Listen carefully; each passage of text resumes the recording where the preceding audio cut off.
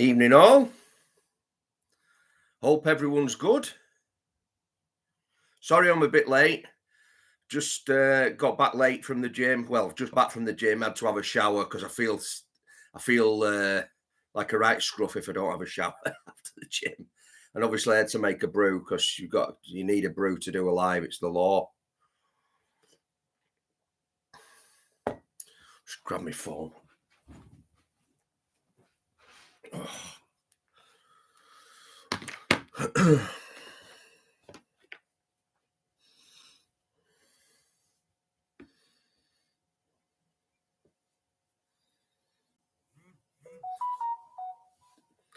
Paul's wallet is being moved to a safer location as we speak. Evening, Brian. Hope you're good, mate. Hope everybody's well. Just before I start, just to sort of clear up any confusion, this is definitely not going to be some sort of gossip session where I'm sort of spilling the dirt on me and Paula's relationship. Absolutely not. I would never, ever do that in a million years.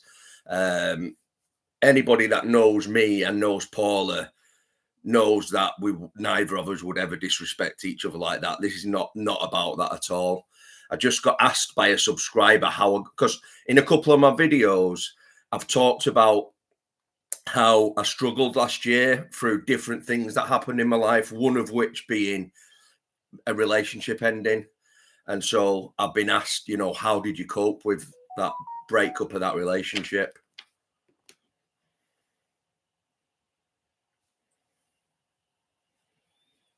I'll listen to that later. Somebody's just sent me a message. I'm live. Sorry, I can't listen to it now. Just move that out of the way so it's not bleeping all night. So yeah, it's absolutely, it's not about that. D, good evening. Looking forward to hearing how you've coped in life. I've been through the same. Yeah, it's like I said on the video sort of introducing this, I, in my opinion, I'm the last person that anybody should take relationship advice from. Honestly, my life is just a string of failed relationships, mostly on my part, because I'm not an easy person to live with. I might come across as easygoing, and I am easygoing, and I'd say I'm a good person and a nice person, and all that, but history's proven that I'm not an easy person to live with. So, yeah, my life is just a string of one failed relationship after another. So, to be fair, I am quite a bit of an expert, really, on breakups of relationships. It's just actually making them work I'm no good at. But like I said on the other video, it wasn't my last breakup. I'm not going to keep talking about specifics. People who know us know it was me and Paula, and that's as much as I'm going to say about it. But the last relationship breakup wasn't a particularly bad one in terms of, I've had relationships where I've been cheated on, and it's been really, really painful breakups, or you've been at each other's throats and sending nasty messages and doing nasty things to each other. And, it's a horrible situation when it gets like that. The last relationship breakup was nothing like that. We just, as I say, we just sort of decided, we just quietly parted our ways. And that's one thing I'd say, actually, that's helped me in recent relationship breakups is to not be texting or ringing the other person. If you break up, you break up. In the past, relationships I've had where, you're texting back and forth all the time, whether it be good, bad, or whatever, all it's doing, it's just dragging the inevitable out. It's just dragging it out and dragging it out. So I don't think it's a good idea to, be in close contact. I'd say for at least a month after you break up with someone, just give it a clean break. I'm not saying that it's people never get back together or anything like that, but if you're texting each other and contacting each other constantly, you're not giving yourself that chance, are you, to heal from the pain and to even realize if it's, I think it takes a month for you to even realize whether it's right or wrong that you was with that person. Do you know what I mean? So that's just my thoughts on that little part of it. Big Dog, cheers, mate. I love them and they leave me. No lie, chap. Mate, I've had it both ways. I've had it relationships where I'll be honest with you, the most sort of the biggest pattern in my relationships, and this didn't happen in the last one, is that I'll meet someone, I'll really like them, I'll be mad about them, and after about 3 months, they start to piss me off. I'll get bored, they start to annoy me, whatever it may be, and then the next thing, I end up just having to just break it off because they do me head in. That's the most often thing that happens with relationships for me. And that's a bit, it sounds bad, but that's a bit easier, I think, when it's that way around, because you're not really in your feelings that much. You sort of, I think for me, when that scenario happens, by the time the breakup comes, you're kind of over it. The worst thing about it is, for me anyway, is making the other person feel bad. That's the bit I don't like about it. If you're doing the breaking up, it's never nice, is it, to be to make the other person feel bad. So I do tend to have tended in the past to drag that out a bit, which is not good, because you're being a bit cruel, really, aren't you, when you're staying in a relationship that is going nowhere, but you're just dragging it out, sort of, just because you don't want to hurt the other person. And I've done that, look, I've done that a few times before, and it's not good. But then the opposite way round, where you're really, really into someone, and the worst ones, I think, is when you're really into someone and they just end it and you don't know why. That's horrible, that, when that happens. And that's happened to me a few times as well. You just don't know the reason why, and they just disappear off the face of the earth. And I think a lot of the time, from what I've from what I've seen on like psychology and things like that, it tends to be people that's got like narcissistic traits that do that, and they just discard people. They like love bomb you, so you get really into them, and then they just disappear because they've got about 4 or 5 other people on the go, and they just do one, and they'll just leave you just hanging like, what the hell's what happened there? And that's not nice at all.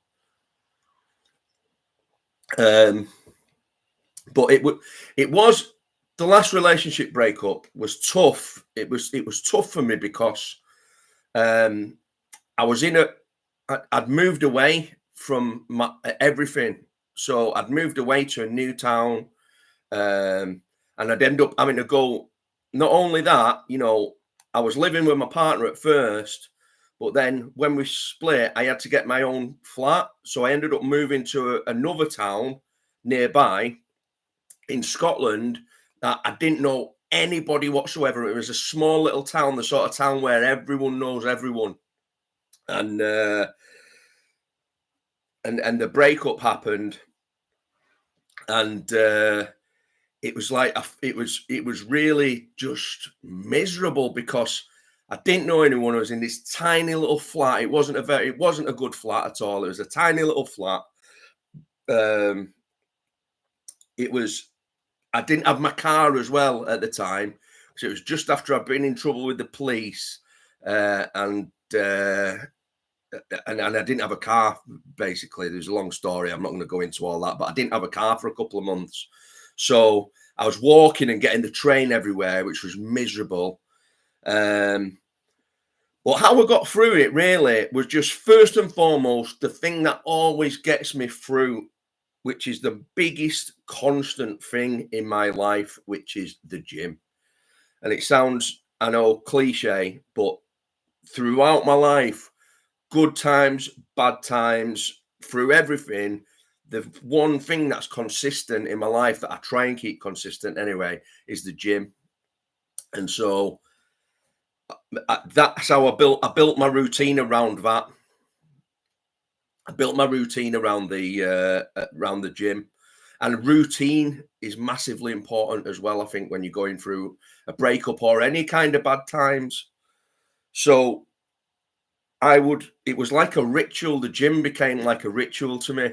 So I'd, it'd be like a 4 hour thing. So it'd be like it took me an hour to get there, more or less, because I'd have to walk to the train station, get the train to the gym, and that took about 45, 50 minutes. And then I'd do my workout, um, and then come back. But before I went, I'd have all my pre-workout stuff. So it's the whole thing. I'd like spread it out so it like became like a 4 hour thing. So this was every day. So that's 4 hours on my day, like taken up every day, or I'd do like 3 days on, 1 day off. And the 1 day off, instead of going to the gym, I'd go on a really long walk. Now, the good thing about where I was living is, even though I didn't know anybody, it was a beautiful place and it was at the seaside. So I lived on the side of a hill. So if I went one way out of my house, I could walk right over the top of the hills for miles and miles. Beautiful scenery, beautiful countryside. And if I went down the hill, I could walk to the seaside and walk for miles on the seafront. So that was really good. And like sometimes on my days off as well, I'd just get a train and go to somewhere that I'd not been before, and just have a walk around, just have a nosy about, just have a see what was going on in different places that I'd not been to before, just to sort of keep myself occupied. But routine was super, super important to me. My ex left me for a guy who was an ex-crackhead who sold sniff. I've never touched that, and I've just set up my bench. It's a release, stops me thinking shit thoughts, if you get me. No, yeah, totally, D. That's honestly, even if you can't go to the gym, if you can do a bit of training at home, or go out walking like I was talking about in my video the other day, any sort of physical exercise it's so good for your mental health. And if you can make it into a habit, so you're doing it every day, that's the key to it. That's the key. But yeah, I totally agree with you, D. Keeping oneself occupied really helps. Yeah, absolutely. That's the only thing you can do, really. And the other thing that I wanted to say as well is, when you're going through a breakup or any sort of bad situation, it just applies to any bad situation. It's similar actually to withdrawal from substances. It's a similar sort of pain. Um, the emotional side of withdrawal from substances, as in, it starts off really painful and it gets easier. And if you've been through it a few times, you know that, and you know that you can get through it because you've got through it before. Even though it's really crap, any breakup is really, really crap, especially if you really like the person. For me, I was really attached to we were like a little family, and I was really attached to the kids, and it was just one of them where it was just sad feeling more than anything, because I felt like, I was kind of a good influence in the kids' lives, and it's just a shame, really, that I had to. I felt bad for them because they've had a lot of letdown in their life, and it's just like some other guy that's come in and let them down again. So I felt like I felt really guilty about that. And although there was nothing I could do about it, at that stage, it was out of my control, but I still felt guilty. And I think you've just got to feel them emotions. Just got to feel them emotions. One mistake that I made was I was having a drink on a night, which I would have got over things more quickly if I hadn't have done that. What I've found in being sober is that if you feel them feelings, you process them feelings, it's easier to get over things. If you drink and do other substances, it's more of it, you're escaping from your feelings, so you're just suppressing everything, pushing it down, and all them feelings will come out worse in it, later on down the line. not enough people in this day and age willing to stay on their own for a decent enough period after breaking up, in my eyes. That is an absolutely brilliant point, Horsehoof 16. That is a really, really good point, and I totally agree with that. And that's big mistake that I made in the past is jumping into. I've got out of one relationship and just because I'm in pain, just jump straight into another one. I spoke about this. I can't remember. I think it might have been one of the lives I did recently. I spoke about this, how a while ago when I'd stopped drinking alcohol for a year, and I used it. I replaced the alcohol with an unhealthy relationship and ended up getting back with an ex because I felt like, it was like I had to be with someone. A lot of too quick to jump back in, love yourself before you love someone else. Absolutely. Like me at the minute, I have absolutely no intention of getting in any relationship whatsoever. Who knows if something, you never know what's going to happen. But from my perspective, I am not actively seeking, I'm not actively looking to date anyone. I'm not actively looking to seek out any sort of relationship. And it's over a year since my last relationship, but I just don't feel like any.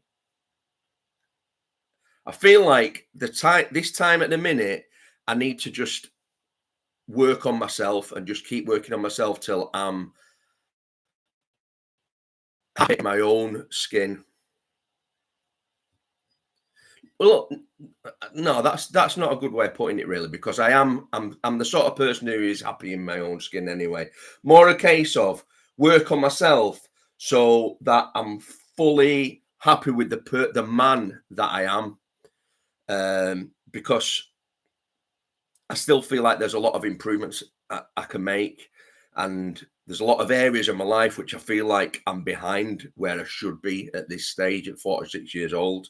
So my focus at the moment is working on them areas, becoming the man that I should be at this point in my life. And then maybe at that point, who knows what will happen in terms of relationships. But at this point, it's literally the last thing on my mind. Literally the last thing.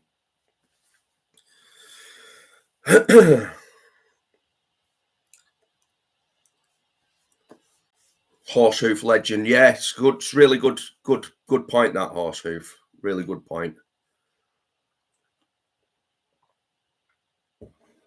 And yeah, like I said, I've done that in the past, as in I've ended a relationship, and because I've been in pain from ending the relationship, I've just jumped into another relationship with just anyone, just to be in a relationship, and that is just the worst thing you can do. Honestly, it's the worst. Any time I've done that, it has ended in disaster. It's ended in disaster. Because you're not in a relationship for the right reasons, are you? You're really using that other person to fulfill your own because you're in pain, you're purely taking from that other person to make yourself feel better, and that can never end well, can it? A relationship's got to be give and take. You got to be equal partners in terms of everything, particularly like the emotional side of things. You got to be equal give and take. If you're just taking from them to make you feel better, it's just going to end up in a horrible mess, isn't it?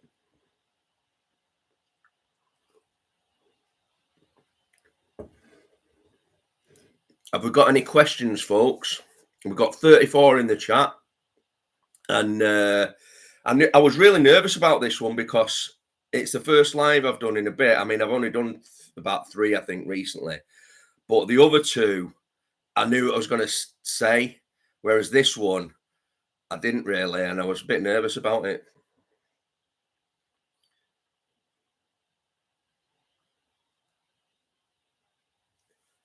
Miss Bitch asks genuine question. Is there anything friends or family could should have done to help? Uh, I don't know. I mean, that's quite a difficult question now. I've never really thought about that. Not really. Friends I found weren't helpful. If anything, they kind of made the situation worse by just trying to get involved in things. Family, uh, it's hard because the whole situation in my last relationship breakup was it wasn't really either of our fault. There was so much pressure put on us by outside things that had happened and outside people and outside situations that it was just sort of doomed really to failure. Unfortunately, it was just one of them things where there's that much pressure. I don't think any couple could have, like, you know, got through that.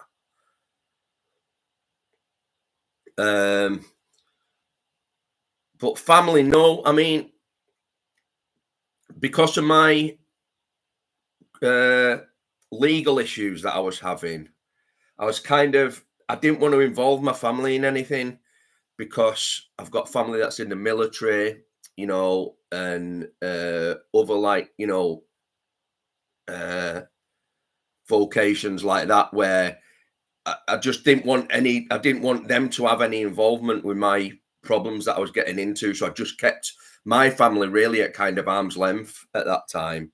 So I don't think there was much they could really do. And Paula's not really close to a lot of her family, so there wasn't really much that they could have done, to be honest with you. Right, let me just have a look at, because there's loads of comments coming.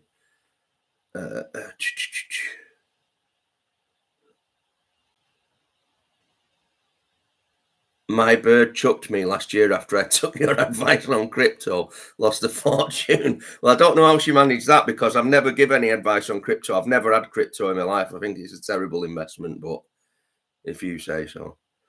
What happened on the all will be revealed, basically. It's going to be sorted in court soon. And when that's out of the way, I'll tell the story of what happened. But until then, I can't really tell specifics about what happened. Thanks, I'm no legend, just a wise old horse who's had his fair share of failed relationships. Been my own about 3 years now. And still when anyone's interested, don't feel the urge. You know yourself once you're 40 and over. Yeah. When something's right, you'll get the right vibes. Yeah, I agree with that. I feel a lot different in my 40s to how I did in my 30s. I think every decade in your life, you feel like you know everything, don't you? Like when you're in your 20s, you just think you just think you know everything. Then when you get to your 30s, when I got to my 30s, I thought, oh right, I'm like a mature man now. I know exactly what I'm doing. But really, now looking back on my 30s, I was just as naive. Well, almost as naive as I was in my 20s about a lot of things.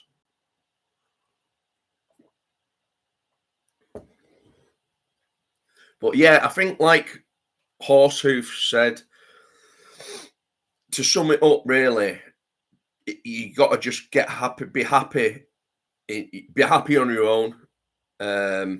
Build a life for yourself that you're happy with, that you can then invite somebody else into, and that will make their life better, if that makes any sense.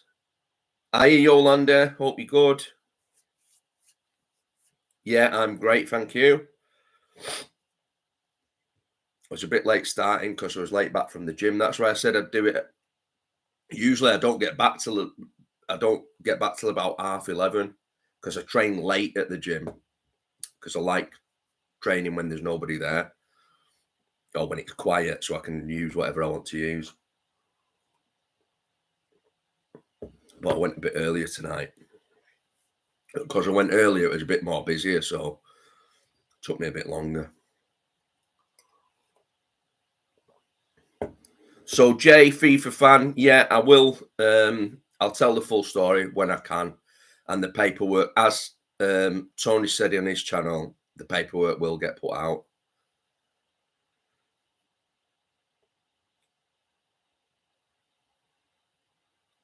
Yeah, bang on par with that. Invite someone into it once you're sorted in life, yeah, and someone comes in to complement that, not complicate that. Yeah, exactly that.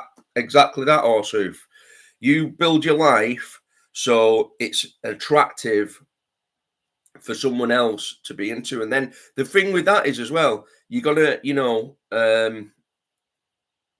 gonna attract the right person for you, aren't you?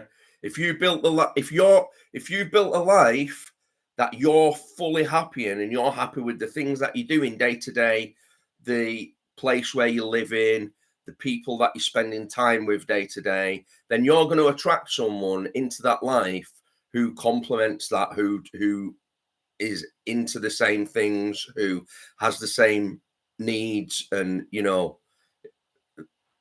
that's my thoughts anyway.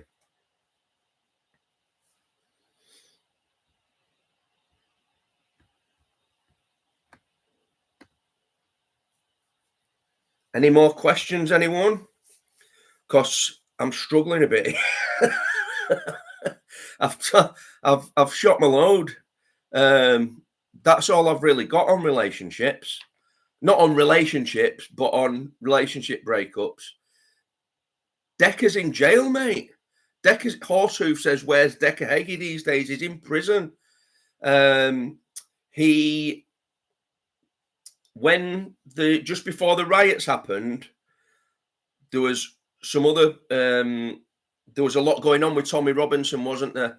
There was a lot of demonstrations and things, and a lot of the YouTube guys, Danny Christie and some other people, started making videos and doing content on that issue.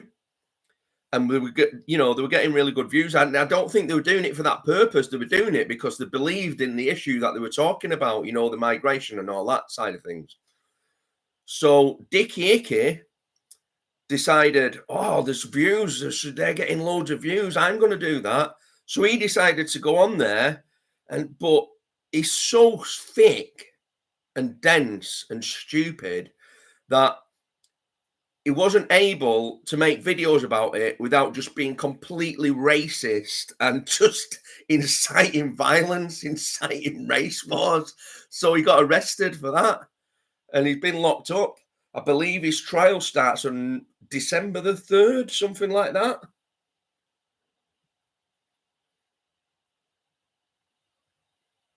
Yeah, I thought so, because YouTube is quieter without him.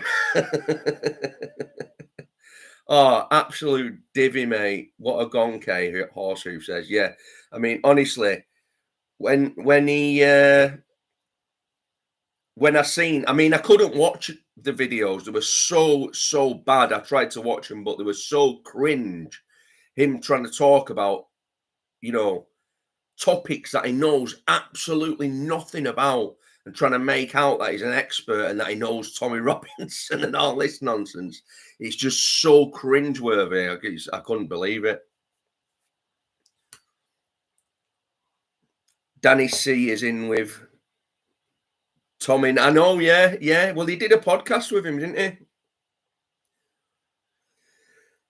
Paul, did you ever have a great relationship where you just drifted apart and you and your partner's priorities changed so significantly? Yeah, I have actually. Many years ago, I was engaged. It's a bit like that anyway. I think it's kind of what you mean. So I met this. We were together for like 2 years, I think, and we were very young. This was when I was in my late 20s, and she was younger than me. I was about 28 and she was about 23, 24, something like that. And she'd always wanted to be a air hostess. It'd been like a childhood dream to be an air hostess, but she'd never done it. And she worked in a call center. I ran my own business, and she just did a 9 to 5 in a call center. But she had one of her friends was going for there was a day, what do they call it now? You know, where you go along, it's not a job interview, but there's like loads of you. It's kind of like X Factor, you know, where you like do all these tasks and things, and then at the end of it, you get through to an interview. I can't remember what they call it, something day. But there was one of these that a friend was going to for Etihad. And so she said, "Do you want to come with me?" And she decided to go with her. She didn't really have any, you know, any sort of ambitions to get in the job, but she did really well on the on this sort of interview day thing, and got through to an interview. So she was dead excited, obviously, and she had to go down to London for the interview. Went down to London for the interview, got through that stage to the final stage, and then it sort of kicked in for us then, and we realised, right, well, if she gets this, she's going to have to move to Dubai. Sorry, to Abu Dhabi. But it'd been a childhood dream, so she decided to go ahead with it, to go ahead with the interview, and she got the job. And just like that, within a few weeks, like 6 weeks, she was moving away to Abu Dhabi. And we tried to make it work for a little bit, but it was just one of them where it's just impossible. You know, you can't see, you can see each other like once every 6 weeks. If I'd have been a bit better off at the time, I could have probably spent a lot more time over there. But the problem was my business was very time consuming. I had to work every day, but I had to work a lot. So I couldn't just take that sort of time off. So it just kind of fizzled out, and we were engaged. So it was a quite a close relationship. But yeah, I'd say that's one where we just sort of drifted apart just because of circumstances, really. And she did really well. She ended up working for a Saudi, like a Saudi prince later on, doing long haul flights on a private jet. Made absolute fortunes doing that, and she's married now with a couple of kids. So yeah, that's that one.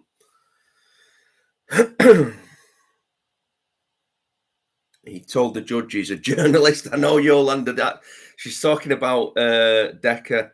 He said to the judge he's not guilty because he's a journalist and he had to report on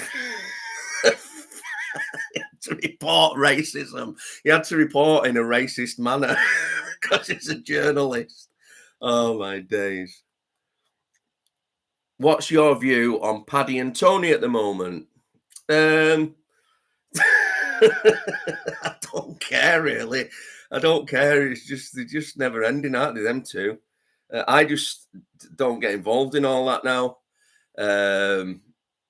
But yeah, just I think Paddy's learning slowly that every time he does something about Tony or tries to cause more trouble for Tony, he just gets absolutely ruined for about a week by Tony on his lives. And Tony is one of the best on here for roasting people. He's absolutely brilliant at it.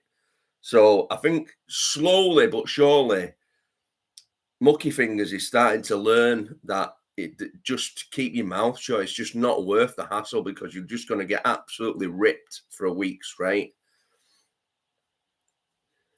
I can just imagine hearing Decker now. Good evening, good evening. So what is it, guys? They're coming over here on their boats and they've started a hate campaign against me and my channel. Yeah, that's the funny thing, isn't it? He's against immigration apart from Chew. I heard, what's it saying that? Dr. Ratpull the other day.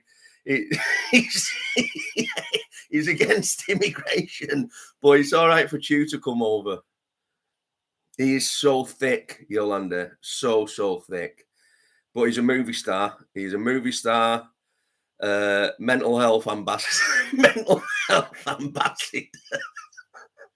Oh, it's actually funny when you look back on just the narcissism is just the narcissism is strong in that one. Right, guys, I'm getting hungry.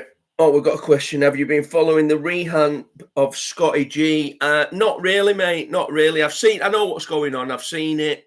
Um, uh, I'm not really interested. I'll be totally honest with you. It sounds bad, but I'm not bothered. They're just boring people all the if you ask me. And I don't mean horrible. I don't know him, but that sheriff guy, boring. All these newbies, JDP, boring.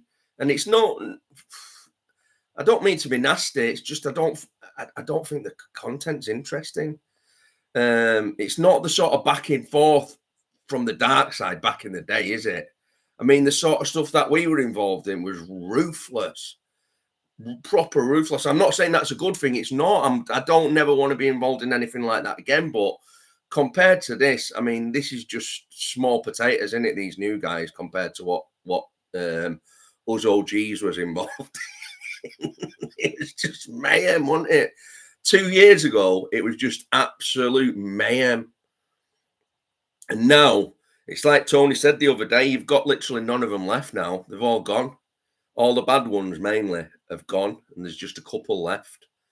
And I don't think anyone really takes mucky fingers. He's got a few subscribers who hang off his every word, but they all know that he's just drugged up all the time, just talking absolute pony 24/7. I think everybody knows that now, don't they? They've seen what crap he talks. They've seen it proven that it's absolute nonsense. So, right, guys. Anyway, I'm hungry. I was late back from the gym. I need to get some food, so I'm going to get off. Thank you very much for coming. I hope it's been interesting. I know it's not been like a normal one. I usually do these lives, but I got asked the question, so I've tried to cover it the best that I can.